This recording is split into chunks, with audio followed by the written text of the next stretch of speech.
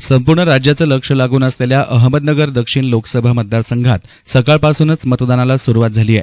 ज्येष्ठ समाजसेवक अण्णा हजारे यांनी राळेगणसिद्धी येथे आपल्या मतदानाचा हक्क बजावला. राळेगणसिद्धी येथे संत यादवबाबा मंदिरात यादवबाबांचं दर्शन घेऊन अण्णांनी मतदान केलंय.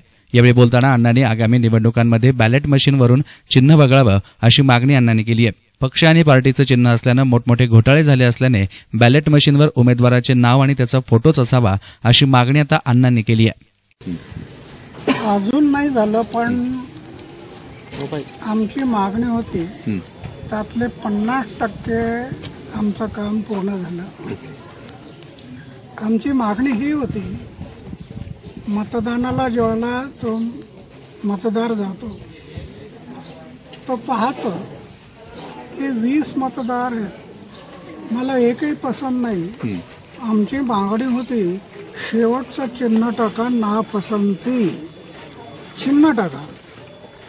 हे निवडणूक आयोगाच्या मागे आम्ही 4-5 वर्ष लागलो, पण त्यांनी एक काम केलं, शेवटचं चिन्ह न टाकता नोटा टाकला. नोटा, हे नोटाने काय फरक पडणार आहे? मी पुन्हा त्यांना भेटलो इलेक्शन कमिशन, ते नोटाने काही फरक पडणार नाही, थोडासा फरक होईल. नोटा टाकण्याच्या ऐवजी ते चिन्ह टाका ना, चिन्ह. आता तुम्ही उमेदवाराचं नाव आहे, नावाच्या पुढे चिन्ह होतं, तर आमचं म्हणणं होतं की चिन्ह काढा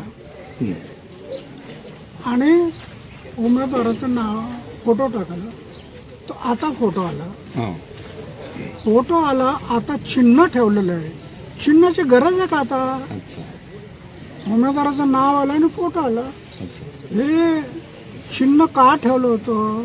1952 मध्ये फोटोची टेक्नॉलॉजी नव्हती, लोक अशिक्षित होते, त्यांना लिहिता वाचता येत नव्हतं, म्हणून त्यावेळेला त्यांनी हे फोटो ठेवला नाही आणि उमेदवाराचं नाव आणि चिन्ह ठेवलं आणि या चिन्हाने घोटाळा केला. तर आमची मागणी ही होती की चिन्ह हटवा. आता एक काम चांगलं झालं, निवडणूक आयोगाने फोटो आणला. आता आमचं म्हणणं आहे की जर फोटो आणला तर चिन्ह ठेवायची गरज काय?